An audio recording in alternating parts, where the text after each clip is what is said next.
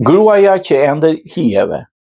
Nuk është thjesht një përmbledhje me 10 tregime, por një mozaik letrar që pasqyron udhëtimin shpirtëror të shoqërisë shqiptare nga diktatura në tranzicion përmes fateve individuale. Autorja Irena Dragoti ndërton një rrëfim të fuqishëm mbi kujtesën, dashurinë, shkënjimin, sakrificën dhe përpjekjen për të ruajtur dinjitetin njerëzor në kohë të vështira. Një nga vlerat më të spikatura të librit është gjuha e tij e natyrshme, e mbështetur në shqipen e gjallë, larg retorikës dhe artificit.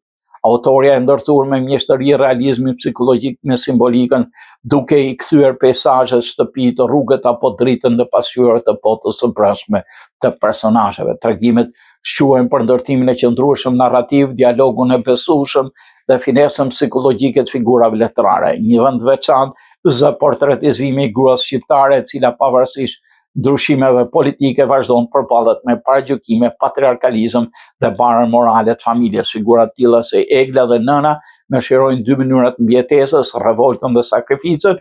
Në thelb libri ngre pyetje universale se si njeriu mund të ruajë identitetin dhe ndërgjegjjen e tij përballë historisë dhe shoqërisë.